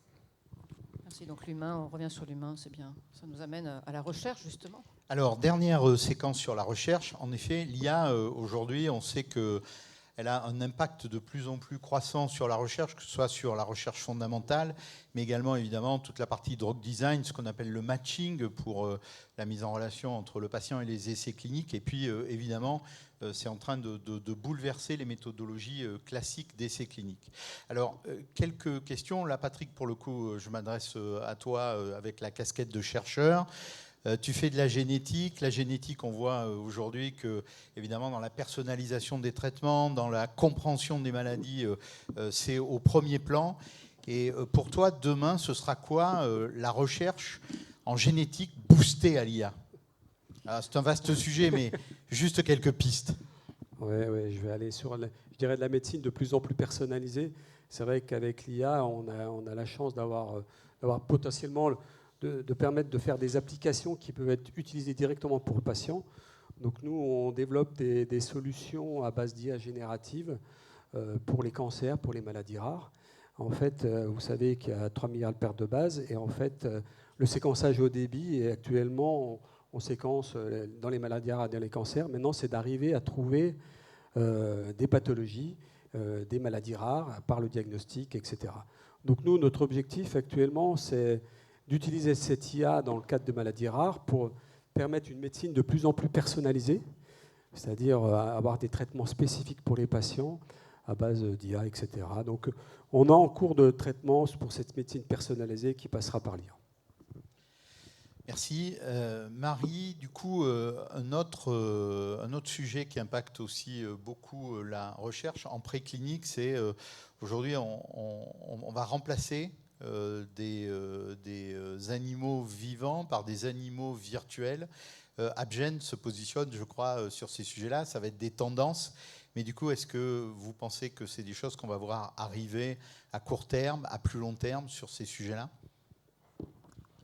Les choses bougent déjà sur ce niveau. En tout cas, de notre côté, chez Amgen, au niveau du global, on a toute une équipe qui travaille sur ce sujet. Comment, le mot que je vais utiliser, c'est épargner des animaux. Et plus tard, peut-être épargner aussi des patients sur le testing de molécules pour... donc à la fois cet enjeu éthique et puis aussi un enjeu d'accélération, parce qu'on sait aussi qu'on peut accélérer les temps. Maintenant, on n'en est pas encore là, c'est-à-dire qu'il va falloir aussi qu'on prouve que cette approche est valide et démontrer notamment aux autorités que les résultats sont scientifiquement robustes. Donc les choses avancent, mais elles vont prendre encore plusieurs années pour pouvoir les démontrer. C'est normal, sécurité. Jean-Baptiste, une question pour vous. En fait, on voit que vos technologies, ça a fait gagner du temps pour le codage, évidemment, mais ça fait aussi gagner du temps pour la recherche. Comment est-ce qu'on s'assure que, justement, on va reprendre le mot, on va épargner des patients? Parce que peut-être que si on va rechercher des données qui sont déjà produites, on n'aura pas besoin de solliciter toujours de nouveaux patients pour de nouveaux essais cliniques. Comment est-ce que vous pensez que ces technologies-là vont avancer de manière rapide, et surtout comment vous garantissez la fiabilité du screening? Alors il y a beaucoup de questions. Disons que première chose, effectivement, on va faire une utilisation secondaire de la donnée. Donc, vous savez, l'utilisation primaire, c'est le soin. L'utilisation secondaire, c'est se dire, tiens, par exemple, je peux réutiliser cette donnée pour faire de la recherche clinique.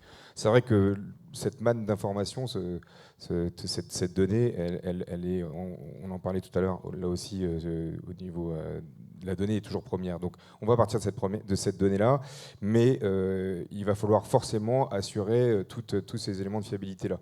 Alors, les premiers éléments, c'est savoir exactement toutes les données qu'on va chercher. Donc, qu'est-ce qu'on va faire? On va d'abord identifier des patients. Okay, une fois qu'on aura identifié des patients avec un screening, on en parlait tout à l'heure, on va prendre tout le corpus documentaire, c'est-à-dire tous les documents correspondant à ces patients. Okay, et une fois que j'ai tous ces documents qui correspondent à ce patient, je passe par une phase de pseudonymisation, absolument essentielle, par rapport aux méthodologies de référence CNIL. On doit travailler sur des données pseudonymisées. Et une fois que j'ai mes données, toutes ces données, tous les comptes rendus qui sont pseudonymisés, alors je vais aller chercher mes critères d'intérêt, mais variables, qui vont me permettre de pouvoir répondre à la question d'intérêt, par exemple, d'un laboratoire pharmaceutique qui nous dirait « Ok, je veux prouver l'efficacité de mon produit ou la tolérance de mon produit ou le parcours de soins ». Et c'est là, effectivement, qu'on va mettre en place nos IA qui vont être... qu'on va valider, je ne sais pas si c'est moi qui fais ça, mais qu'on va valider, ces IA, on va les valider, là aussi par rapport à une réalité. C'est-à-dire qu'on aura annoté en parallèle voilà, toutes les informations sur un dossier patient, de façon certaine. On va vérifier si l'IA trouve le même résultat. Et jusqu'à ce qu'on trouve le même résultat, on va itérer en fait, nos intelligences artificielles, qui dans ces cas-là sont des LLM non génératifs et qui vont effectivement jusqu'à ce qu'on retrouve exactement le même niveau d'information que celui qui a été annoté. Et une fois qu'il est annoté, à ce moment-là, on le refait tourner avec un deuxième niveau de validation. Donc c'est vrai qu'il y a toutes ces différentes étapes. C'est un petit peu difficile à dire très très rapidement, mais toutes ces différentes étapes nous permettent effectivement in fine d'avoir une information de qualité et exploitable et permettent d'éviter aux patients de participer. Avant de poser une ou deux questions dans la salle, Corinne, du coup, sous l'angle évaluateur des produits de santé, aussi bien, alors vous, avant c'était plutôt DM que médicaments, mais en tout cas, c'est des sujets qui sont connexes pour les deux choses. Aujourd'hui, l'IA, elle est en train de bouleverser ces méthodes d'évaluation, ou en tout cas de les améliorer, de les changer un petit peu. Donc, première question, c'est comment est-ce que la HAS prend en compte ces nouvelles méthodologies de recherche clinique? Et la deuxième, c'est on voit qu'on utilise tous des outils pour aller faire de la bibliographie, d'IA, pour parfois rédiger des dossiers. Est-ce que la HAS a les mêmes pratiques? Oui, effectivement, on teste, on reteste et on essaie d'identifier tout ce qui peut nous aider dans tous nos métiers, en fait. Et donc sur le volet plus évaluation technologique et nouvelles méthodes d'évaluation des produits de santé de façon générale, effectivement, on sait que les sujets cohortes synthétiques, cohortes augmentées arrivent. Alors sur le volet numérique, on ne les voit pas encore, mais comme vous le disiez, en fait, du coup, il y a des enjeux de validation de ces méthodes, et dès lors qu'elles sont validées, elles trouveront sa place dans le pipeline d'évaluation. Après, il s'agit de savoir pour quelles situations elles sont faites, adaptées, et pour quelles autres situations elles ne sont pas adaptées. Et c'est un peu dans notre boîte à outils des méthodologies valides d'évaluation que l'industriel va se poser la question du meilleur schéma d'étude ou meilleur outil qui pourra l'aider à construire son plan de développement clinique. On a beaucoup d'interactions avec des chercheurs, notamment l'INRIA sur le volet numérique. Et du coup, je sais qu'il y a des travaux qui vont permettre d'avancer sur ces sujets d'utilisation des cohortes synthétiques augmentées, etc. Et après, sur le volet métier, comment nous, à l'HS, on s'empare de l'IA, mais en testant, effectivement. Et le premier sujet pour nous, parce que ça touche à plein de missions de la HAS, puisque nos missions s'appuient sur l'analyse des données et d'un gros corpus de données. C'est est-ce que l'IA peut nous aider sur l'étape de recherche systématique, de sélection et d'analyse ensuite des données. Donc c'est des sujets qu'on travaille au sein de toute la maison. On teste différents outils et on y va pas à pas pour savoir où ça peut être adapté. Et donc dans mon équipe, effectivement, on teste sur certains projets le levier que peut constituer ces outils. Également, je ne sais pas si vous connaissez Isatis, mais sur l'exploitation des verbatim patients, les LLM ont complètement changé la donne. Et du coup, en 2003, la HS a travaillé en partenariat avec les Hospices civils de Lyon, également en mobilisant des professionnels et des patients pour exploiter vraiment ces verbatim patients et construire un algorithme à partir de ces verbatim désormais catégorisés.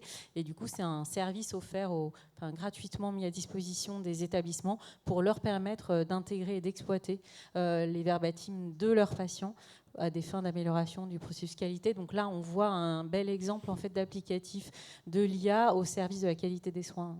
Ça, je trouve ça intéressant. On n'avait pas beaucoup parlé justement de cette notion de patient aujourd'hui, puisqu'on était centré professionnel, mais on vient finalement sur in fine qui est le bénéficiaire de tout ça, c'est le patient.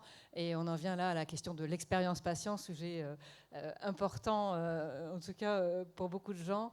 Et cette idée d'analyser tout ce que les patients, en fait, juste pour ceux qui ne connaissent pas, dans ISATIS, c'est l'enquête qui est faite à la fin d'une hospitalisation. Les patients répondent à des questions, à des QCM, on va dire, mais ils ont aussi la possibilité de mettre du commentaire. Et analyser ce commentaire, c'est un vrai enjeu. Et c'est vrai que là, sans IA, ce n'était pas faisable, tellement il y avait de matière. Et l'IA peut nous aider vraiment à savoir que vivent les patients quand ils viennent en établissement de santé, de positifs et de négatifs. Et ça, c'est un vrai. Donc l'IA a complètement changé la donne sur l'exploitation de ces verbatims et c'est vraiment opérationnel depuis 2024. Donc l'outil s'enrichit et est optimisé. Merci Corinne. Du coup, dans le temps qui nous reste, 3 questions pour la salle, si il y a des mains qui se lèvent. Et dans ce cas-là, oui, il y a un micro. Et en ligne, on était censé prendre des questions aussi. Je ne sais pas comment ça se passe là. On n'a pas le retour des questions en ligne. Est-ce qu'il y a des questions dans la salle? Oui, une question ici.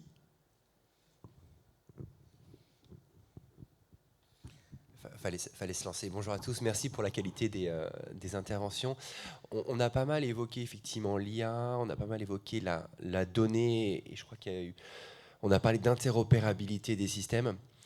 Est-ce que vous pouvez aller un tout petit peu plus loin sur en fait quelle est la prochaine étape un peu dans l'interopérabilité des systèmes pour faire en fait une IA qui prend en compte vraiment l'intégralité du patient, parce que souvent on voit que la donnée est très fragmentée en France et donc on perd, je pense, en termes de qualité sur la donnée. Donc peut-être, je ne sais pas trop à qui poser la question. Alors, question courte, réponse courte. Qui veut prendre? De répondre. Jean-Baptiste ou Patrick? Alors pour répondre à cette question, on a les données de ville et les données d'hôpital. Donc les données d'hôpital sont faciles à avoir, mais les données de ville, les données patients, c'est les plus compliquées à avoir. Donc quand on arrivera à avoir les données aussi associées au patient dans sa vie quotidienne, on pourra faire des IA, l'aider, etc. Pour l'instant, on n'a pas ces données.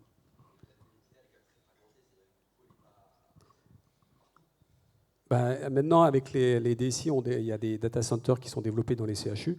Donc, en principe, on a toutes les données qui sont dans nos CHU. C'est plus la donnée patient chez lui. Comment arriver à faire un lien entre la donnée patient à la maison et après à l'hôpital. Et c'est là que c'est le plus difficile. Alors, on a une question en ligne. Bonjour, pensez-vous qu'il soit indispensable de créer des logiciels certifiés et validés en France et en Europe qui utilisent des techniques cryptographiques? Alors, qui veut répondre à ça? Vous battez pas? Alors, le début, ça allait bien, mais alors les techniques Corinne. Cryptographiques, je pense qu'on a perdu tout le monde. J'enlève le dernier mot parce que du coup, mon propos ne va pas être centré sur les techniques sur la cryptographie. Mais en revanche, je pense que c'est important de dire que autant il y a un enjeu essentiel d'accompagner les choix vers des technologies qui servent à quelque chose, d'objectiver au plus vite la valeur de ces technologies et leur intérêt, autant je pense que vu la richesse réglementaire, il est important de ne pas rajouter une couche nationale réglementaire. En revanche, voilà, structurer et fédérer un écosystème pour faire ressortir la valeur des technologies, donner l'information et faciliter des choix, ça c'est absolument essentiel. Donc je réponds sur la première partie. Peut-être pas alourdir par une réglementation spécifique, parce qu'on a déjà beaucoup de réglementations, mais faire en sorte qu'on partage les retours d'expérience, les données, qu'on reconnaisse la valeur des technologies, mais un petit warning sur la surcouche réglementaire me semble importante, d'autant qu'on ne l'a pas dit, mais dès lors qu'il y a une finalité médicale, il y a quand même le marquage CE. Après, ça ne suffit pas forcément pour permettre aux professionnels de s'y retrouver dans les choix, mais voilà, rappelons, je pense que c'est important de le rappeler, que pour les dispositifs médicaux, il y a déjà une réglementation au niveau CE. Je voulais juste saluer le pragmatisme de la HAS sur ces sujets-là, parce que ça fait tellement plaisir à entendre. Voilà. Merci, Corinne. Parce que c'est ce que demandent les... Mais en revanche, il y a besoin d'éclairer les choix, et c'est bien sûr sur ce système pragmatique qu'on travaille. On est bien d'accord. Une autre question dans la salle, peut-être ou... Non? Oui, là. Si. Et après, on prendra en ligne, on a une autre. On est toujours dans les temps, Jean-Louis? Oui, toi le maître, une minute. Le maître du temps. Oh, on a droit à 3, non? Ah, peut-être, mais... Bonjour à tous. Donc, je suis professionnel de santé. Et je voulais attirer l'attention sur les données et sur les données des patients. La responsabilité du consentement du patient revient à chaque fois aux professionnels de santé. Et on se sent obligé de convaincre les patients d'utiliser ces données pseudonymisées ou ces matières biologiques pour les prélèvements anatomopathologiques pour ensuite les utiliser pour la recherche. Et en fait, c'est plus essayer de convaincre le patient que on ne fera pas n'importe quoi avec ces données, Est-ce qu'on ne peut pas nous aider pour ça et éviter de remettre la responsabilité sur le professionnel de santé? Si vous permettez, je prends la question juste avant de passer le micro à Corinne, parce que je parle sous le contrôle du président de Sophia. On est en train de lancer une initiative qui permettra aux professionnels de santé de pouvoir distribuer un QR code à son patient dans un premier temps, sur lequel, qui lui donnera accès à une plateforme d'État souveraine dans laquelle on aura de l'information sur les datas et sur l'intelligence artificielle. Donc on est en train de travailler et de commencer à constituer des groupes de travail avec aussi bien les patients que les pouvoirs publics, tout l'écosystème. En tout cas, l'idée, c'est de vous aider dans ce domaine-là, parce qu'on sait que le patient, quand on lui demande de partager ses données, s'il le comprend que c'est pour l'intérêt public, la recherche, il n'y a pas de problème. Mais quand on n'explique pas, parce qu'on n'a pas le temps ou que les questions sont compliquées, on met le doute et le patient il se rétracte. Et ça, alors, c'est un sujet très, très important qu'on est en train de prendre en compte. Mais Corinne, vous vouliez réagir? Non, je voulais réorienter vers les référentiels et les recommandations de la CNIL. Exactement. Ouais. Moi, je trouve qu'il y a deux choses intéressantes à dire. C'est que les patients, quand on les interroge, on voit bien dans les sondages, le dernier sondage Ipsos, qui sont réticents à partager, surtout si ce n'est pas leur médecin traitant ou si ce n'est pas un hôpital public. Et donc ça amène en effet la question des coopérations entre le public et le privé pour pouvoir partager les données et justement faire de la recherche et d'autres éléments. L'autre point que je veux partager, c'est qu'on voit bien qu'en établissement de santé, par exemple, c'est exceptionnel que les patients s'opposent. Donc il y a une déclaration, mais en vérité, quand on leur demande de partager et qu'ils comprennent que c'est leur intérêt, ils partagent leurs données et ils ont envie de participer à ça. Donc c'est vrai que je pense qu'informer, on aura encore moins de barrières. Jean-Baptiste. Je voulais juste dire un point là-dessus, sur les données en vie réelle. Ce n'est pas le consentement qui est requis avec la méthodologie de référence 004, mais c'est bien l'information. Et nous, dans ce cadre-là, qu'est-ce qu'on fait? On va déjà rédiger la lettre d'information pour le professionnel de santé, alors en l'occurrence pour l'hôpital. Et puis ensuite de ça, il y a une plateforme qui sera mise à disposition de l'hôpital pour pouvoir en fait informer l'ensemble des patients concernés par l'étude. Donc on essaye autant que faire se peut, effectivement, de simplifier la vie des hospitaliers sur ce sujet. Est-ce qu'il y a une toute dernière question? En ligne, oui. On a le droit à la dernière, Jean-Luc? Allez, vas-y. Serait-il opportun de créer des IA spécialistes comme on forme des médecins spécialistes? Jean-Baptiste. Réponse courte. Hein. Oh non, parce que là, c'est c'est un sacré sujet. Sacré sujet. C'est mieux, sans doute, ouais. Non, peut-être là-dessus, c'est vrai que nous, comme je le disais, on a été confrontés à ce type de questions, donc je pense que tout IA peut aider les spécialistes. Après, il faut s'interroger sur la pertinence de la réponse, la profondeur et l'étendue de la réponse aussi. Donc, comme on l'a dit tous, la question de la source de la donnée est importante. Il y a quand même des référentiels chez certains spécialistes qu'on ne peut pas aller interroger partout, tout le temps. Voilà, je reformulerai la question si la personne qui l'a posée le permet. Pour moi, c'est est-ce qu'il est opportun de créer des IA spécialistes? En fait, pour moi, il est opportun de créer des solutions utilisant l'IA et qui permettent de répondre de manière spécifique à certains cas d'usage. Je prends l'exemple des infectiologues ou des cardiologues. Il y a des référentiels qui ne sont pas forcément les mêmes que chez un médecin généraliste ou un dermatologue. Peut-être ce qu'on peut dire aussi, c'est que les IA, il faut les entraîner sur des modèles qui correspondent à ce qu'on veut sortir. Donc je pense que peut-être on peut aussi interpréter la question en disant, si on veut une IA spécialisée en santé, il faut l'entraîner sur des modèles qui sont spécifiquement de santé fiables, etc. Oui. Et puis il faut qu'elle soit reviewée par des personnes spécialistes de l'organe. Donc c'est vraiment entraîner l'IA sur des spécialités. La pédiatrie, oui, par exemple. La pédiatrie, par exemple. Alors je crois qu'on arrive à la fin de cette table ronde parce qu'il y en a d'autres qui commencent et ce ne serait pas élégant pour nos amis qui animent des tables rondes suivantes. Donc, merci à tous nos intervenants, bien évidemment. Avant de conclure, je voulais juste dire une chose. On a toujours tendance à dire que l'innovation, et l'IA, évidemment, on surestime ses effets immédiats, mais on sous-estime ses effets à long terme. Donc, du coup, on est vraiment sur un changement profond et que pour accompagner cette diffusion sur le long terme, il faut vraiment travailler ensemble. Et on voit cet exemple entre les industriels et les autorités. Et je trouve que c'est très intéressant. Merci pour votre attention. Et puis, si non, mais juste un point pour dire qu'il y a un point qu'on n'a pas abordé, qui est la question de l'anticipation, et qu'on pourra aborder une autre fois, mais qui veut dire que l'IA, elle doit nous servir aussi à anticiper et à s'organiser mieux pour avoir des organisations beaucoup plus fluides, que ce soit en santé en ville, que ce soit évidemment dans les établissements de santé. Et donc ça, c'est la question de la prospective. Voilà. Merci à vous, et tous. puis bonne table ronde suivante.